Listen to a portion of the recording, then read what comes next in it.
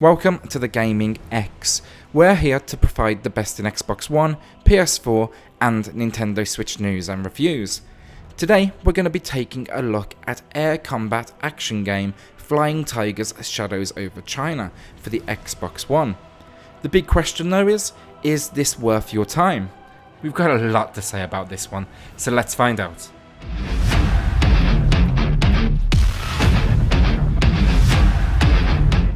So I want to touch on the story, first the history on display and then the game's way of tackling this. So this is the true offence of America's secret volunteer squadrons, or the AVG as I'll be referring to them in the remainder of this review.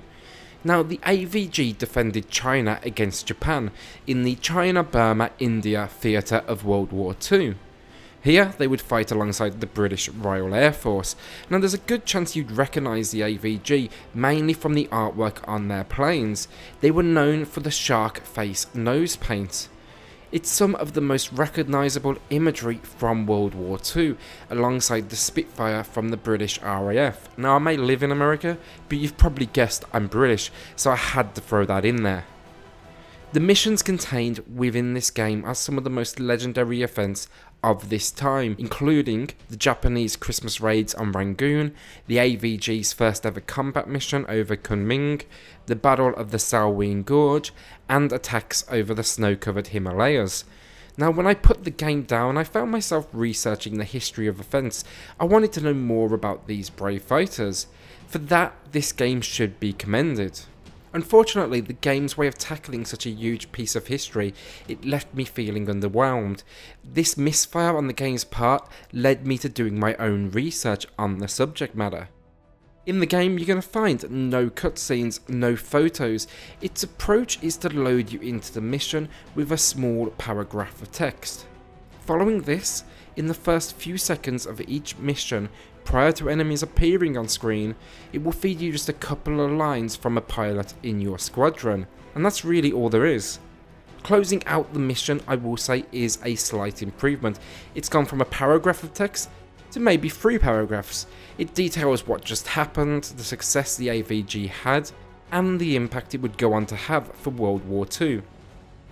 It was an interesting read, but as an attempt to link all the events and then add an emotional impact to the title, it really was a missed opportunity. Now I'm definitely not suggesting they should have added a fabricated storyline to this. In fact, far from it. I believe that would have been disrespectful to the source material. But the inclusion of a pre-cutscene and post-cutscene would have built on player investment and understanding. Flying into combat is one thing, but show us the gravity of the situation. The simplest of dialogue with screenshots, it would have been enough to add a whole new level of emotional investment into this title. The text is already there, they just needed to record it and add some imagery. So let's take a look at the graphics. Now the first thing I will say is there's no way this is pushing the Xbox One, but they were a lot better than I expected. The screenshots I've seen, they don't quite do the title justice. Now let's start with the most important part first of all, and what we're all here to see, the planes. And I do want to say they look fantastic. They clearly put a lot of effort into making them as historically accurate as possible. Now this doesn't just go for your planes either, but the squadron around you and the enemies you will face. The game additionally provides a number of different viewpoints, whether that's behind the plane or in the cockpit itself, and again they've done a great job of realising these awesome machines. Things, unfortunately though, take a turn for the worse when it comes to the landscape. Now I need to be fair here, I can't remember the last time I played an air combat game and said, wow, look at that scenery. The genre as a whole tends to have a very flat look to it, and that trend continues here. Unfortunately, the title opts to highlight this, however, with multiple missions tasking you to engage in air-to-ground combat. Low textures are immediately apparent on approach, and then there's repetition. There's moments in the game where I could see 7 or 8 of the exact same building on the horizon. Now that might not sound too bad, but a large portion of this title, it takes place in rural fields or jungles, so these were actually the only buildings in sight. Now it's hard not to notice in this situation, and I would have been more forgiving if this was an entire city skyline with just a few repeats in there. When it does come to the air-to-air combat, the landscape is more than serviceable. In fact, in moments it was actually beautiful. Flying over water with the sunset reflecting was a highlight, as was the jungle and Himalayas. I want to say as well, the Himalayas, they were a true standout mission for me graphically. By the time we had reached this stage, all the environments, they'd started to blend into one, going from one green landscape to another, so it was a really welcome change of pace. I will say snow-covered mountains are quite the battleground. So gameplay, and here, the game did something I really liked, and I want to highlight, it gave me options, and they're going to suit different types of players. You'll find not only the difficulty level, which we would expect, but then control options as well. We have arcade or realistic. Now arcade is great fun, it's a more stripped down version of the controls where rolls and more advanced maneuvers are controlled with single D-pad inputs. Realistic introduces full tilt controls, so you can barrel roll, you can loop, you can fly upside down, and this will really address an audience who's looking for a more lifelike experience. I personally actually ended up using both variations with the title during my time, and I played it down to mood, to be honest. Sometimes I just wanted to dogfight, have fun, and take on a huge amount of enemies, and for that, arcade was perfect. When it came to the campaign, realistic added challenge. Kudos to Ace Maddox for thinking about both playstyles. Now controls between the planes, unfortunately for me, just didn't have enough difference.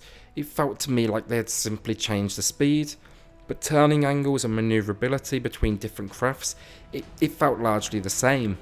Some would remove barrel rolls and more advanced stunt work, but that was about it. I couldn't feel the weight or difference between, let's say, a Spitfire and then a huge bomber, and that's really a shame. Now, one big opportunity and potential game changer was the sensitivity. No matter how much I messed with the sensitivity options, I just couldn't get them quite right. The movement is really aggressive, and the micro adjustments quite often needed, such as slow steady pans as I shoot at an enemy, they just weren't possible as my target scope stuttered across the screen. Even the slightest of inputs would change my course drastically. It was uncomfortable to control, and I found myself having to keep coming back around for another attack runs because I just couldn't quite find the smoothness in movement I required. Now this game doesn't do too much in the way of hand-holding, which I really do appreciate. There's no invisible walls stopping you from crashing into the environment. It adds the necessary realism and intensity as you nosedive towards your enemies and the ground. Additionally, you can slow down speed to the point where your engines completely stop, and you're going to need to restart them in mid-air. With enemies in pursuit of me, I had great fun, slamming on the brakes, dialing down my engines to 0, and watching myself just freefall trying to take out enemies on my way down before powering up at the very last second. This was awesome, and it made you feel like a complete badass. Now when it does come to the combat, I generally, I'll be honest, I had a lot of fun chasing enemies down or pursuing formation bombers, but repetition does kick in. The game essentially boils down to 3 things: dogfighting, bombing runs, and the occasional on-rails machine gun operation. The missions don't really lend themselves to too much variation, and the game's also quite deceiving in its map sizes. Each mission is actually self-contained, so when you load into each mission, within just the first few seconds typically, you're going to be directed to combat. It's a clever way of disguising what is really arena combat over a small area. The landscape in the background are there just to suggest size, but you'll never actually take advantage of it. It's going to congratulate you at the end of the mission, fade to black, and then push you into the next mission and location. Now my last point I want to touch on regarding combat is the life of enemies. They seem to take forever to go down, and it did become tedious at points as I was emptying clip after clip into opposing aircraft. Now I could typically forgive this as just part of the game's difficulty level, but occasionally they'd highlight a particular pilot. For this, let's say the squadron leader. Now he's flying the exact same aircraft, but somehow he has 10 times the life. It's not a huge problem, but having a huge ass health bar at the top of the screen, it just broke the realism for me. Finally, I want to touch on just a couple of controls in here that are absolutely pointless. The right analog stick controls the camera, and what a waste of time this is. The only thing it achieves is disorientation. As I tried to re-establish my viewpoint, you never need to rotate the camera because the plane doesn't follow it, so all it does is confuse. 9 times out of 10 I'd have to quickly skip through the different viewpoints till I was back behind the plane just to re-establish the viewpoint I needed. In my opinion, this would have been much more useful for ascent and descent, leaving just the turning to the left analog stick. It would have been less demanding than controlling all movement on one stick, and it may have been that game changer in the accuracy of the controls. Second is the bomb view or torpedo view. You can't see a thing. The planes are so big that when the cameras are above for a bombing run, you can't see anything past them. The only option I ended up finding was to angle my plane slightly towards the ground so I could clearly see the bombing reticle, drop my bombs, and then quickly pull up before I faced destruction. So sound and audio. Dialogue here is hit and miss, and that's both down to 1, the voice acting, and then 2, the poorly worded script. Now, Ace Maddox, it's a small studio, so credit to them for going to this level and adding this additional layer. It's wooden, but at least it's there. One thing I will say as well is if you prefer, you can remove it from the options. If you do decide to have this on, then prepare yourself for some heavy accents. Now again, this is pretty typical of the genre, and I'm not blaming Ace Maddox for this. I knew exactly what I would get going into a World War II title. But I just want to promise my American friends, English people just don't sound so up their own ass like they do here. Likewise, I'm sure all Americans don't all sound like they went to Harvard. I don't know what it is, but World War II in games or films demands aggressively heavy accents, and as a fan of the history, it's always grated with me. But let's jump into the sound effects, and this is a highlight for me, the engines and the weaponry.